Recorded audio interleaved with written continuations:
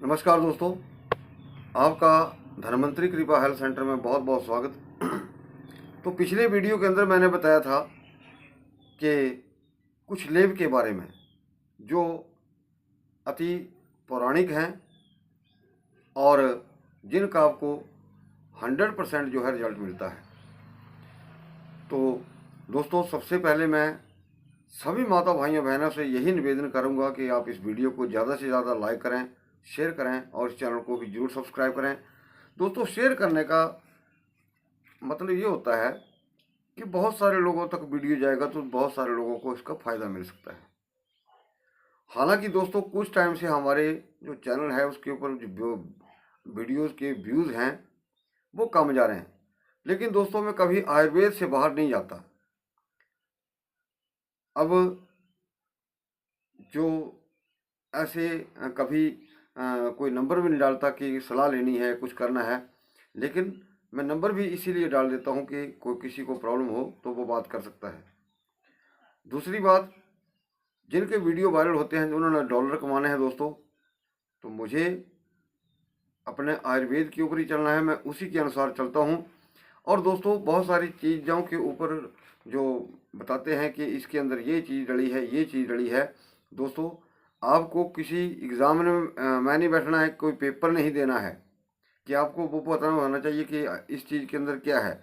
दोस्तों, पेशेंट को हमेशा फ़ायदे से मतलब होता है, वो चाहे चूल्हे की राख क्यों ना हो।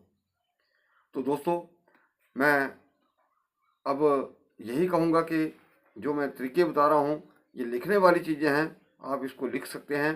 तो दोस्तों, सबसे पहले आप यकीन नहीं करेंगे, जो हमारे सिर के बाल होते हैं कमर के दर्द में या टूटी हुई हड्डियों को जोड़ने में बहुत बड़ा रोल अदा करते हैं।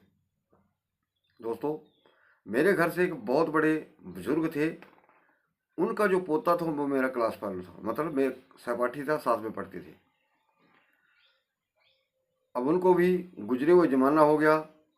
जो मेरे दोस्त हैं, क्लास फेलो हैं, वो भी, उनके फादर भी बुजुर्ग हो चुके हैं, लेकिन जो उनके दादाजी थे, कभी किसी को चोट लग जाती थी तो वो हड्डी को सट करते थे।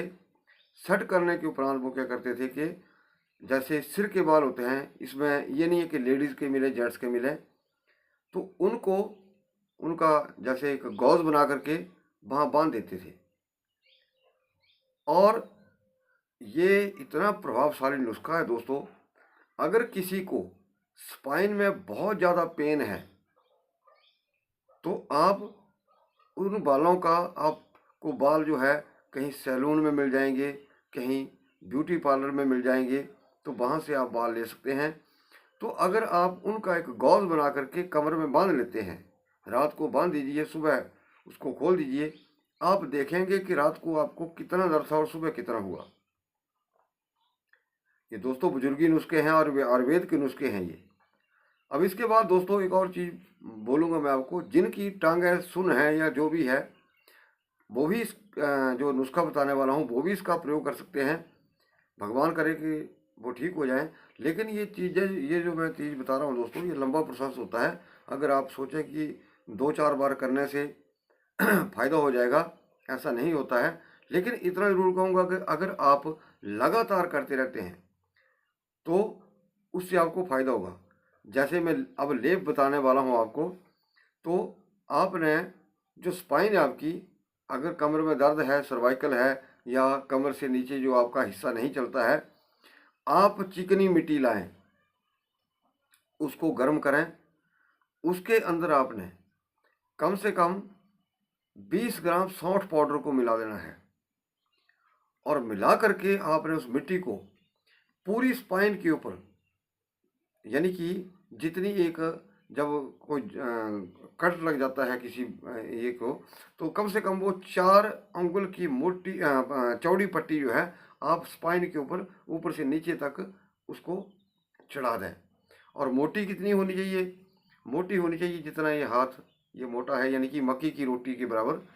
तो उसको फिर आप आधा घंटा रखिए। और गर्मियों में तो बहुत अच्छा है ये, जब तक सर्दी नहीं पड़ती है तब तक आप इसको कर सकते हैं, लेकिन गर्म करके लगाएंगे तो बहुत बेस्ट रहेगा। और इससे होता क्या है, जो मैंने पेशेंटों के ऊपर देखा है कि उनको जो टांगे सुन है कमर में दर्द में भी काम करेगा। लेकिन जिनकी टांगें वगैरह सुन्न है तो उसमें उनको वाइब्रेशन महसूस होती है, उनको कुछ ना कुछ अंदर टांगों के भीतर जो है महसूस होता है, जो मेरा एक प्रैक्टिकल है। तो अब ये तो दोस्तों के बिना देखे किसी पेशेंट को नहीं बताया जा सकता है, या इस चीज़ के ऊपर ये भी नहीं दावा किया जा सकता है कि वो बिल्कुल ठीक हो जाएगा। लेकिन ये 50% जो है वो लोग जो हैं ठीक हो सकते हैं, जिनको बड़ी ज़्यादा दिक्कत नहीं है। और क्योंकि मैं कर चुका हूँ, मैं इसलिए बता रहा हूँ क्योंकि मैं कर चुका हूँ, आप ट्राई कर सकते हैं। इसमें आपका कोई खर्चा नहीं है, कोई परेशानी वाली बात नहीं है। इसके बाद दोस्तों जो लेप है वो है बकरी की मेंगनी और मिट्टी। ये दोनों चीज़ों को आप मिला करके गर्म करके, ये आप जितना मैंने 4 उंगल की चौड़ी जो उसकी पट्टी है वो स्पाइन के ऊपर उसका लेप कर दीजिए। और जितनी मोटी रोटी होती है उसको मोटा लेप लगा दीजिए।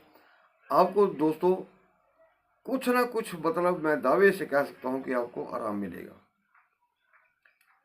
और एक और जो प्रयोग है दोस्तों वो भी बहुत इफेक्टिव है।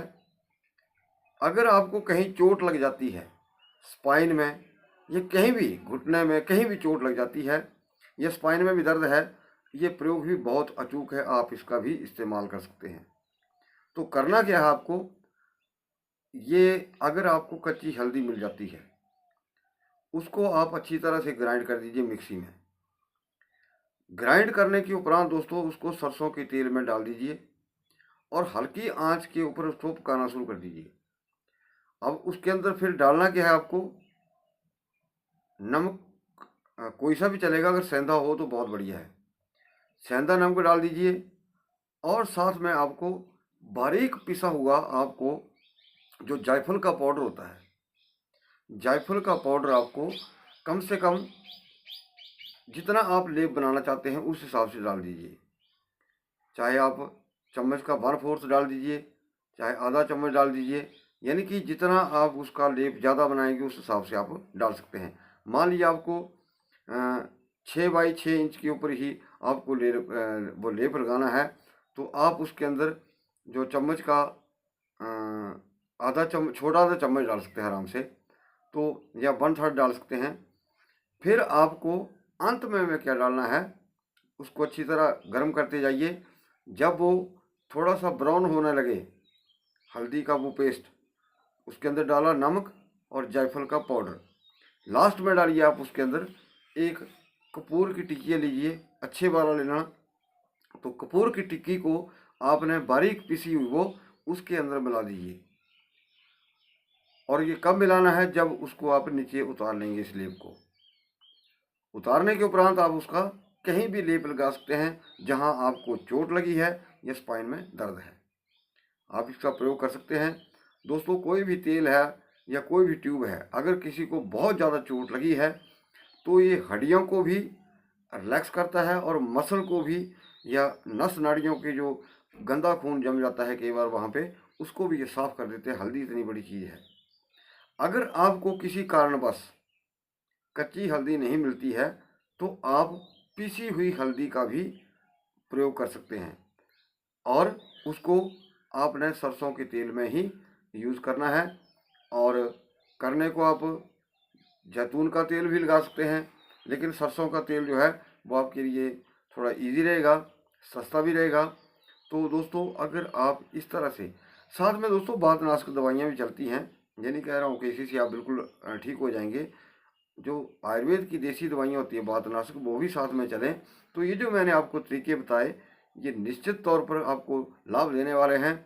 हाँ, ये एक जरूर कहूँगा कि आपको कोई सा भी तरीका जो है अच्छा लगता है या इफेक्टिव लगता है वो आप कर सकते हैं। तो दोस्तों अंत में यही कहूँगा कि आप इस वीडियो को ज़्यादा से ज़्यादा लाइक करें, शेयर करें, उस चैनल को भी जरूर सब्सक्राइब करें। वीडियो को देखने के लिए आपका बहुत बहुत धन्यवाद। नमस्कार।